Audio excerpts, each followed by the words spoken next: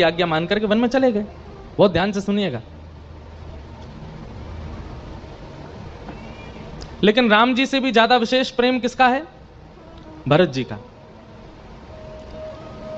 नहीं, राम जी से विशेष लक्ष्मण जी, लक्ष्मण जी से विशेष भरत, और भरत से विशेष शत्रुघ्न। राम जी से विशेष लक्ष्मण जी क्यों हैं? राम जी तो पिताजी की आज्ञा मान करके वन में जा रहे हैं, लेकिन लक्ष्मण जी को राम जी आज्ञा करते हैं। बहुत सुंदर प्रसंग है, ज्यादा विस्तार नहीं करना मुझे। साल में एक ही बार राम कथा करते हैं हम, बहुत आनंद आता है। तो राम जी बोलते हैं लक्ष्मण जी से कि लक्ष्मण,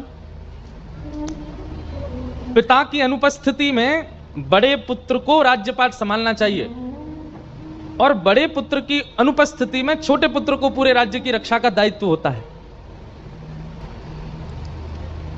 पिताजी अभी अचेत अवस्था में हैं, वो अयोध्या संभाल नहीं पाएंगे, और मुझे 14 वर्ष के लिए वन में जाना है। भरत और शत्रुघ्न दोनों अपने नानी के घर गए, मामा के यहां गए हैं।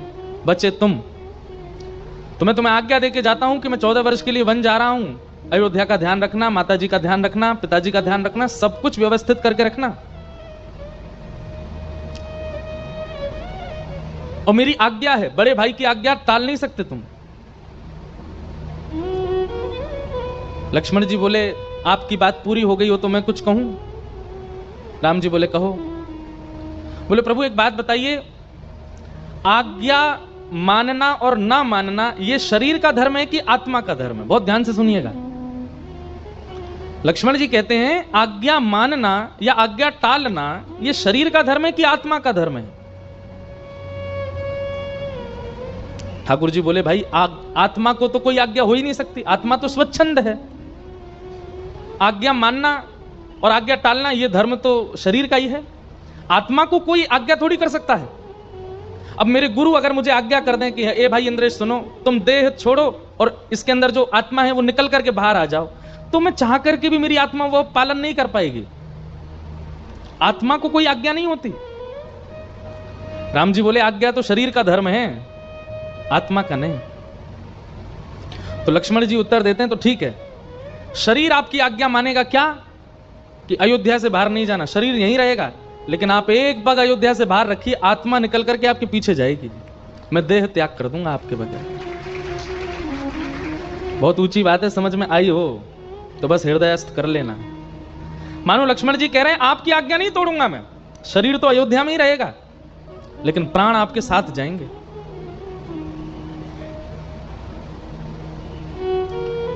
लक्ष्मण जी का प्रेम, लक्ष्मण जी का धर्म राम जी से भी श्रेष्ठ है। और लक्ष्मण जी को साथ जाना पड़ा, क्योंकि राम जी बोले अगर मैंने हठ पूर्वक लक्ष्मण से कहा कि तुम रहो तो ये रहे और जाएगा, कहेगा ठीक है मैं हूं अयोध्या में, आप अयोध्या से बाहर जाके देखिए, फिर मत कहिएगा कि लक्ष्मण कहां चले गए तुम। भगवान श्री राम कहते हैं आत्महत्या करना पाप है। बोले आत्महत्या नहीं करूंगा मैं आत्महत्या नहीं करूंगा नाथ, तो मेरे प्राण बसते ही आप में, आप यदि मेरे नेत्रों से थोड़ी देर के लिए दूर गए तो ये मैं आत्महत्या नहीं करूंगा, ये मेरी स्वमृत्यु होगी कि आपके जाते ही मेरे प्राण निकलेंगे, ये मेरी सहज मृत्यु है, इसमें मैं कुछ कर नहीं सकता हूं प्रभु। राम जी बोले जल्दी वस्त्र बदलो, चलो हमारे साथ। चल दिए। लेकिन भरत जी का प्रेम वो लक्ष्मण जी से भी विशेष है। क्यों? बहुत विस्तृत प्रसंग है, इनकी चौपाइयां गाई जाएं तो आनंद। अब हमको चौपाइयों का अभ्यास कम है, देख के तो गा दें, विस्मृति में ऐसी नहीं है। सब लोग ध्यान पूर्वक इधर देखो, कथा सुनो। हम क्यों पूजते हैं प्रभु श्री राम को, हम क्यों वंदन करते हैं राम दरबार का? भाई जीवन कैसा होना चाहिए, प्रेम कैसा होना चाहिए, धर्म कैसा होना चाहिए, निर्णय कैसा होना चाहिए, ये प्रभु श्री राम के परिवार से सीखिए।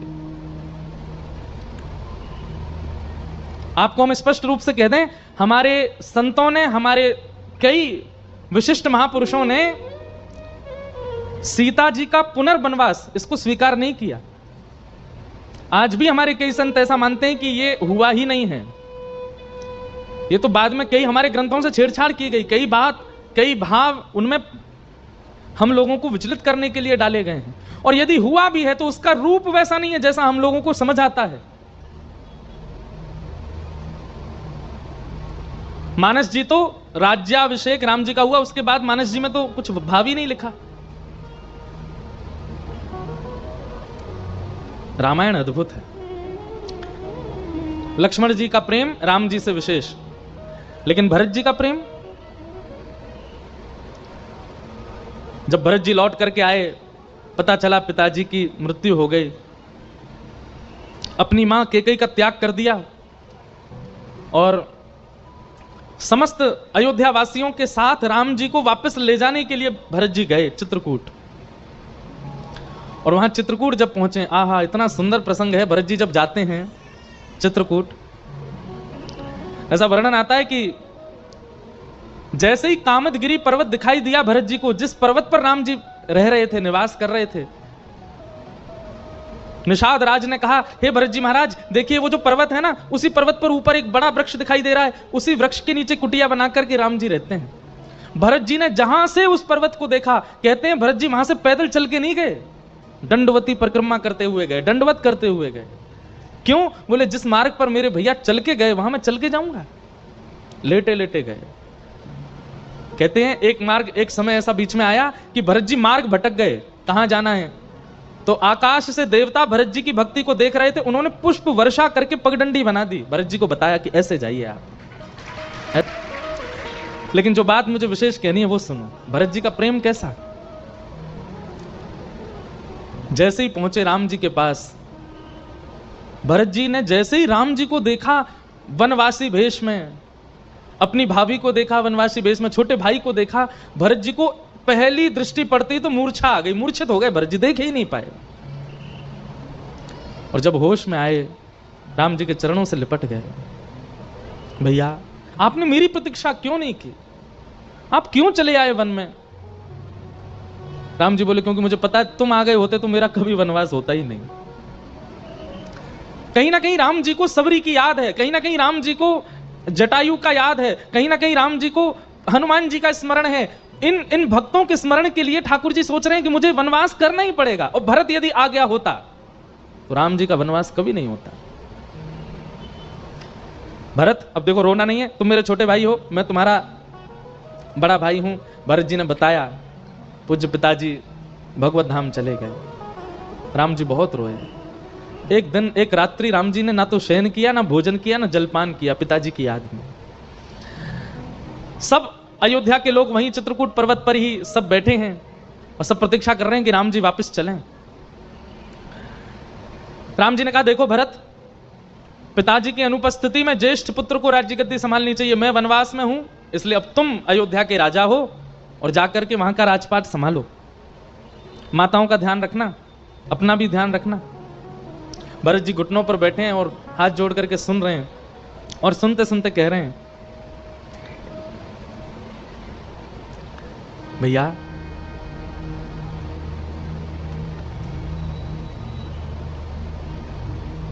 आप वापस अयोध्या नहीं चलेंगे।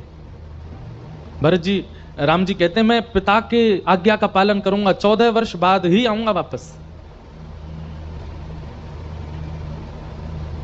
भरत जी ने कहा कि हम ऐसा कर लें कि आप और लक्ष्मण वापस चले जाइए, कुछ दिन का वनवास तो आपका हो ही चुका है, अब आगे का जो वनवास है वो मैं और शत्रुघ्न करेंगे, क्योंकि इस वनवास का दोषी मैं खुद को मानता हूं। यदि मेरा जन्म ना हुआ होता तो मेरी मां के चित्त में कभी इच्छा प्रकट नहीं होती कि मैं राजा बनूं, इसलिए दोषी मैं हूं। आगे का वनवास मैं कर लूंगा, पिता की आज्ञा भी पूरी हो जाएगी और अयोध्या के लोग प्रसन्न हो जाएंगे, आप राजा, और मैं बहुत प्रसन्न होऊंगा नाथ यदि आप अयोध्या वापस जाते हैं तो। राम जी बोले ये असंभव है, आज्ञा पिता ने मुझे दी है, इसलिए मुझे ही जाना होगा। तो भरत जी अपने आंसू पहुंचे, बहुत देर तक तो मनाते रहे, धीमे धीमे पैर पकड़ के हाथ जोड़ करके मनाते रहे। थोड़ी देर बाद भरत जी ने आंसू आंसू पहुंचे और थोड़े रोष में आकर के बोले, तो नहीं मानेंगे आप? राम जी बोले बिल्कुल नहीं मानेंगे। अच्छा भैया एक बात बताइए, राजा की अनुपस्थिति में राजा राज्य गद्दी का अधिकारी कौन होता है? राम जी बोले तो सामान्य सी बात है, राजा की अनुपस्थिति में उसका जो बेटा, बड़ा बेटा है, वो राज्य गद्दी का अधिकारी। भरत जी बोले बड़ा बेटा आप अभी वन में हैं, तो आप तो वनवासी हैं, तो आपकी अनुपस्थिति में अब राज्य गद्दी का अधिकारी कौन? राम जी हंस के बोले वो तो मैं कह ही रहा हूं, तुम अधिकारी हो। मैं अयोध्या का राजा हूं, अगर अभी देखा जाए प्रैक्टिकली अयोध्या का राजा मैं हूं। राम जी बोले हां अभी तुम ही हो, क्योंकि मैं तो वनवासी वेश में हूं, लक्ष्मण मेरे साथ है, बच्चे तुम ही हो राजा। भरत जी महाराज खड़े हो गए और खड़े होकर के बोले, आप अयोध्या नरेश की आज्ञा मान करके वनवास आए थे, उसी अयोध्या का वर्तमान राजा आपको आज्ञा कर रहा है वापस अयोध्या चलिए।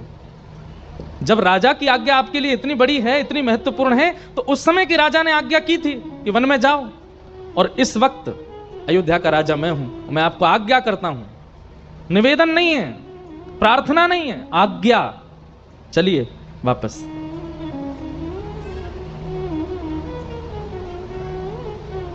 राम जी अब कोई उत्तर नहीं दे पा रहे, क्योंकि भरत जी ने पहले ही बुलवा दिया मुख से कि राजा मैं हूं।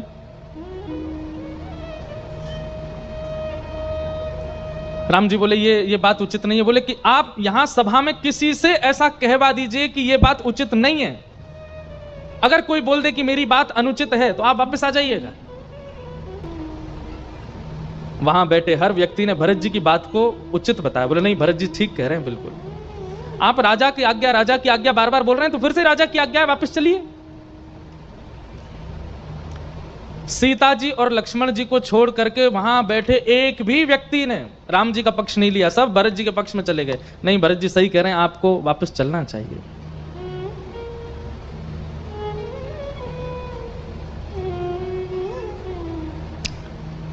कुछ देर विचार करने के बाद गुरुदेव की ओर जब देखा राम जी ने, तो गुरुदेव ने भी आज्ञा की, नहीं भरत की बात से मैं सहमत हूं, आप चलो। और राम जी उठ करके अयोध्या की ओर बढ़ने लगे।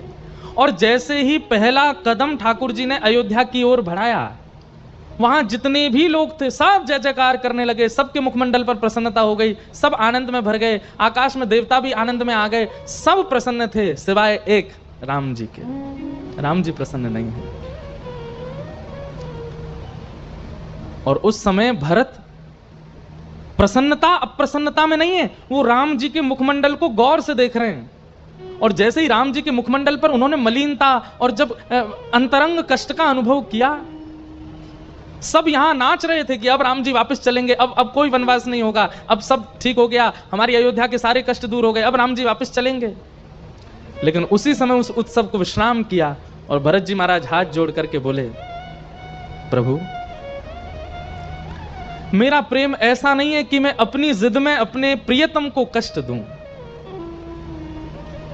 यदि मेरे लिए और मेरे भाव की पूर्ति के लिए आप अयोध्या जा रहे हैं और उससे यदि आपको कष्ट है, तो मैं ऐसा कष्ट नहीं दे सकता। मेरा प्रेम ऐसा नहीं है। मेरा प्रेम तो तत्सुखे सुखित्वम, आप जिसमें सुखी हैं मैं उसमें सुखी हूं। यदि आपको अयोध्या जाने में कष्ट होगा नाथ क्षमा कीजिए, आप मत जाइए। मैं आपको हठ पूर्वक दुखी करके परेशान करके इस प्रकार आपके मलिन चेहरा करके मैं आपको नहीं लेके जा सकता। बंधुओं, ये प्रेम की अवस्था हर किसी के चित्त में नहीं होती।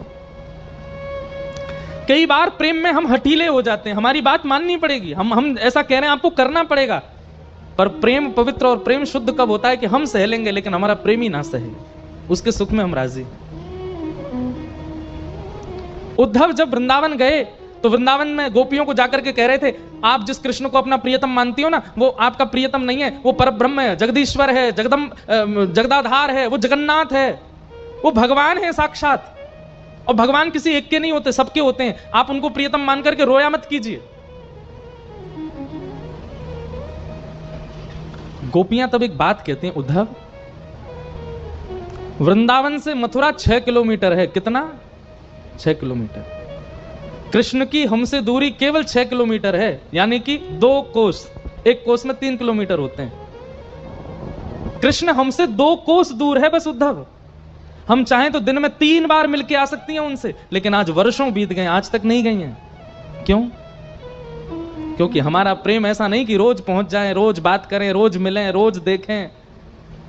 हमारा प्रेम तो ऐसा है कि हमारा प्रियतम जहां प्रसन्न है वो प्रसन्न है, ये सुनकर के हम प्रसन्न हैं। भले ही हमें वो मिलता नहीं है, हमें वो दिखता नहीं है, हमसे आकर के वो बात करता नहीं है, हमको उसकी आवश्यकता नहीं, पर वो प्रसन्न है ना मथुरा में, हम उससे प्रसन्न।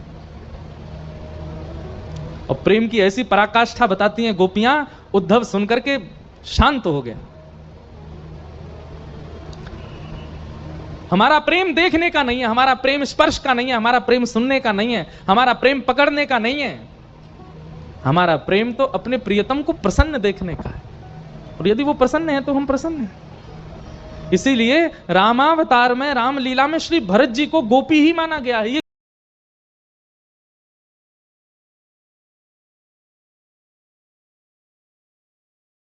गोपी हैं। भरत जी महाराज राम जी के चरणों में गिर जाते हैं और रोते हुए, आंखें लाल पड़ गई, मुख लाल पड़ गया, और रोते हुए कहते हैं, प्रभु मैं कष्ट सह लूंगा, आपके बिना मैं एक पल नहीं रह सकता, पर मैं रह लूंगा, पर आपको कष्ट देकर के अयोध्या नहीं लेके जाना चाहता। आपकी इच्छा, आपकी रुचि यदि वन में रहने की है तो आप वन में ही रहिए। हजारों लोग प्रसन्न होंगे आपके अयोध्या आने से, लेकिन आप प्रसन्न नहीं हो, इसलिए मैं